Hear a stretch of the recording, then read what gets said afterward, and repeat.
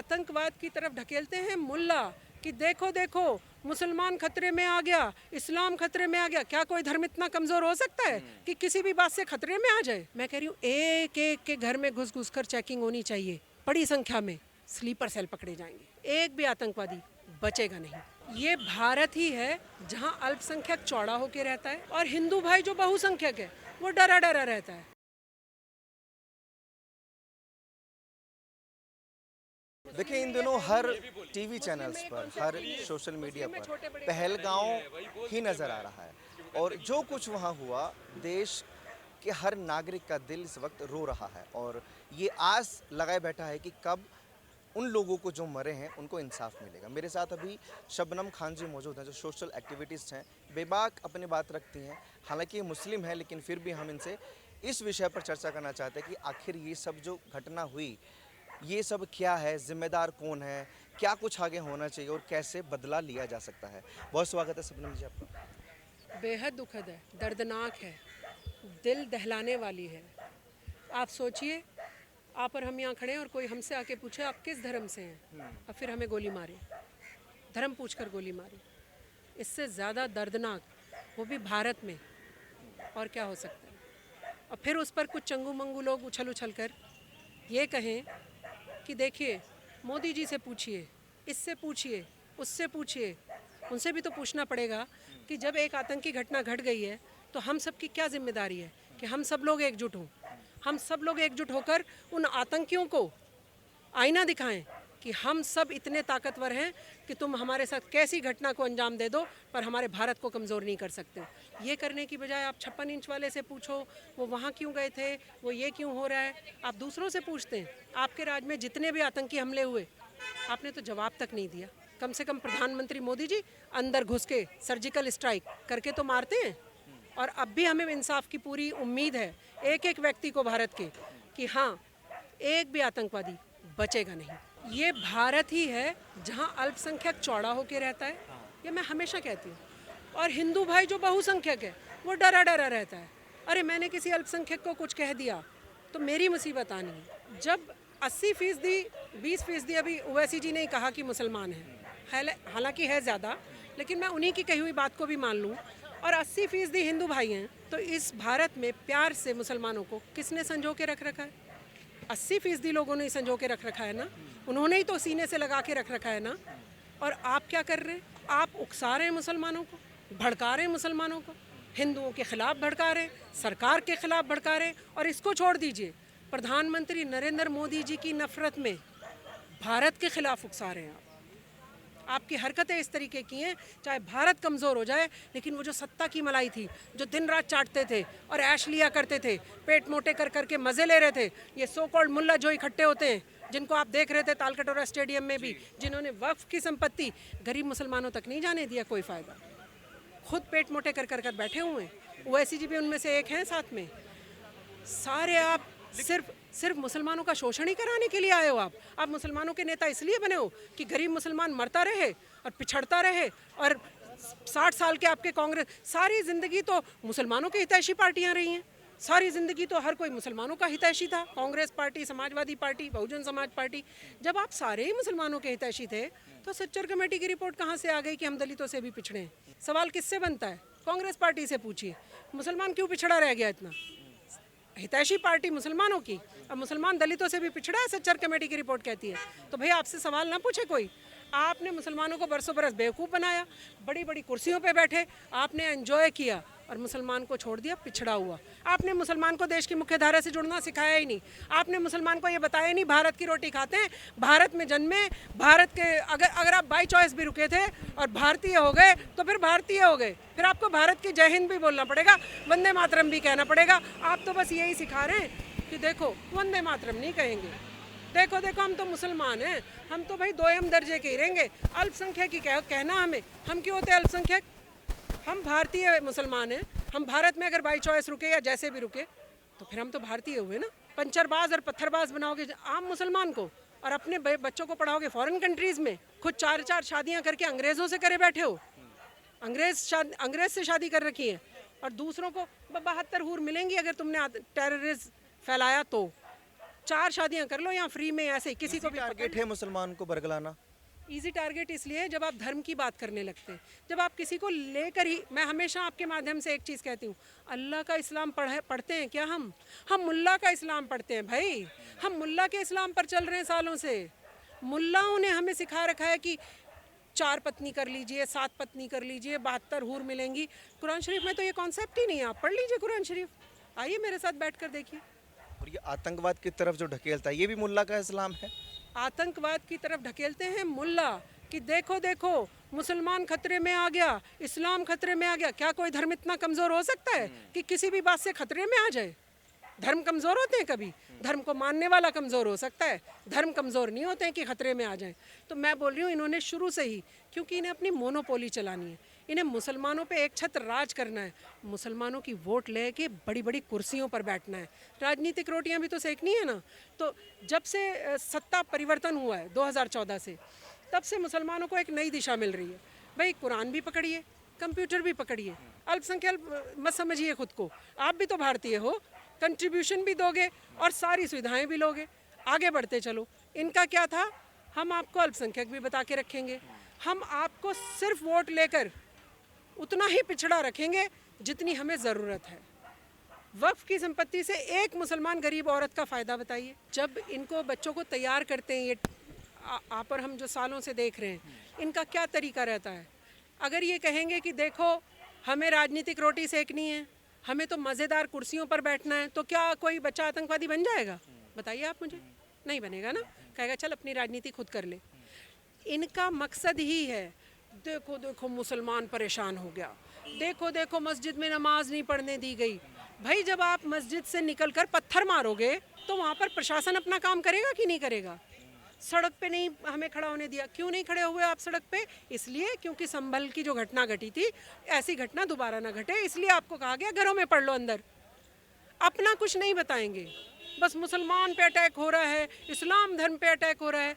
ये तो भारत के नेता हैं, मुसलमानों को जागरूक होना चाहिए। मुसलमानों को इनको कहना चाहिए तुम्हारी बहन बेटी कहाँ है, तुम्हारा बेटा कहाँ है, उसको बैठाओ धरने प्रदर्शन पे, हम उसके पीछे वाली लाइन में बैठेंगे 4 कदम पीछे। पहले अपने फैमिली को तो बिठाओ आगे। आप बताइए, अभी पता नहीं फेक न्यूज़ है या सही न्यूज़ है, अभी मैंने उसका वो नहीं किया है, कि एक पुलिस अधिकारी वो अपनी ड्यूटी छोड़कर अपने पद को इस्तीफ़ा देके कि हमारे साथ तो बड़ी नाइंसाफ़ी हो रही है, मैं चल पड़ा हूँ मुसलमानों की हेल्प करने। ऐसे पुराने भी कई रहे हैं अधिकारी जिन्होंने छोड़ दिया। तो मैं पूछ रही हूँ कि आप किस तरफ लेकर जाना चाह रहे हैं मुसलमानों को?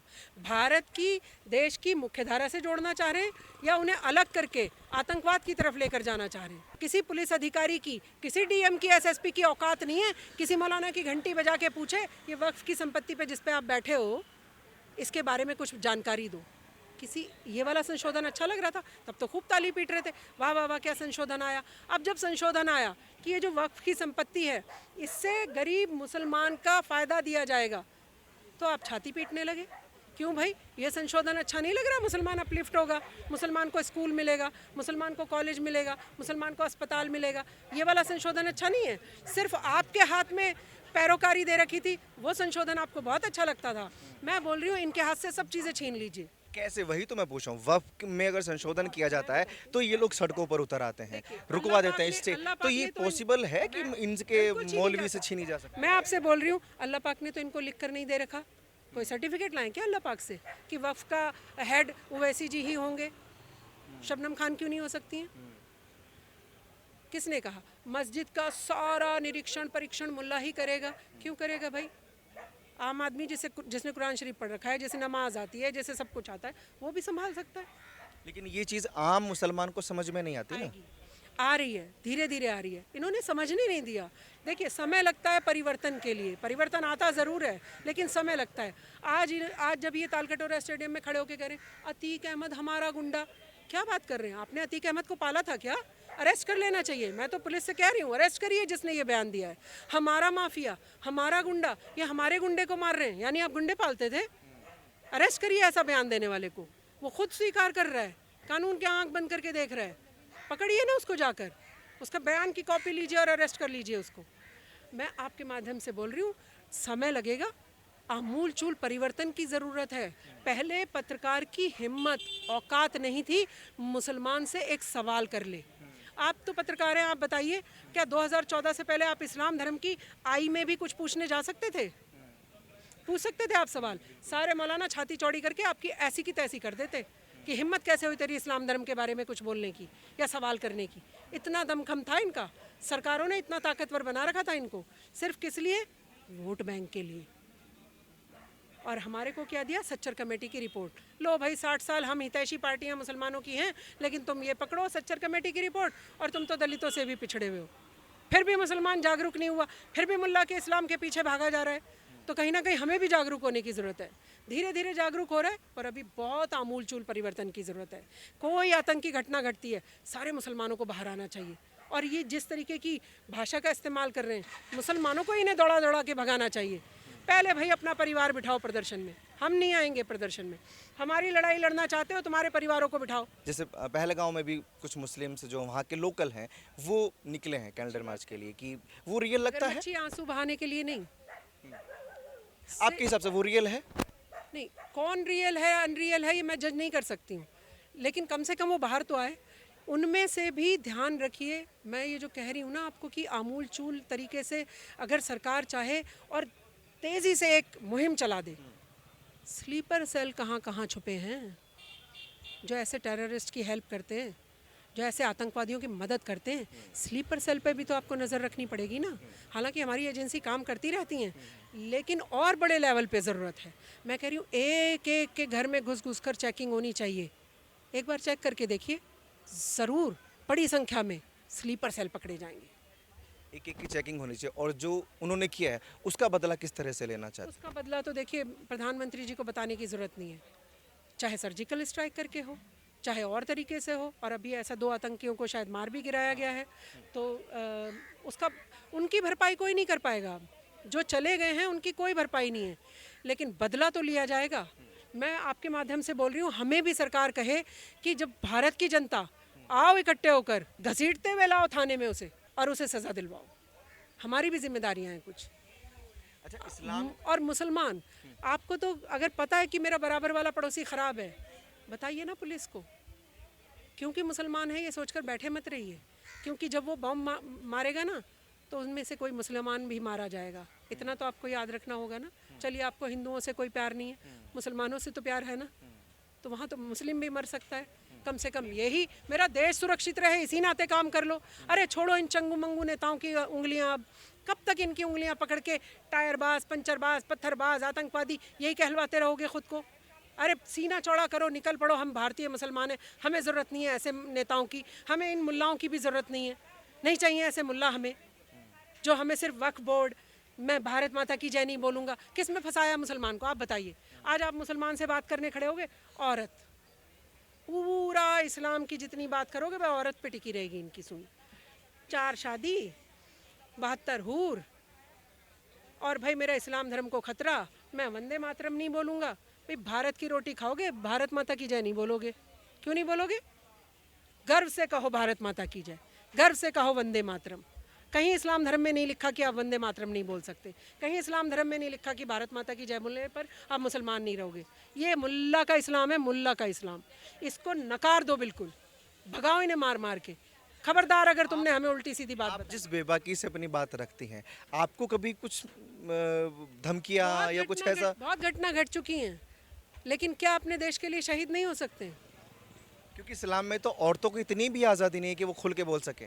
मैं आपको ये बोल रही हूँ कि आज़ादी इस्लाम में नहीं है, ऐसा नहीं है। इस्लाम तो मुल्ला के इस्लाम में नहीं है। मैं बोल रही हूँ प्रोफेट मोहम्मद, जिनके हम सब मुस्लिम फॉलोअर हैं पूरी दुनिया में, हमारे जो पैगंबर हैं, हम जिनके फॉलोअर हैं, वो तो हमें कह रहे हैं कि बेटियां सर का ताज हैं। वो तो कह रहे हैं पढ़ाई के लिए चाइना जाना पड़े वहाँ जाइए। वो तो कह रहे हैं कि आप जिस देश में रहते हैं, जिस देश की रोटी खाते हैं, उस देश के कानून को मानिए। आप वो तो सिखा नहीं रहे हैं हमें।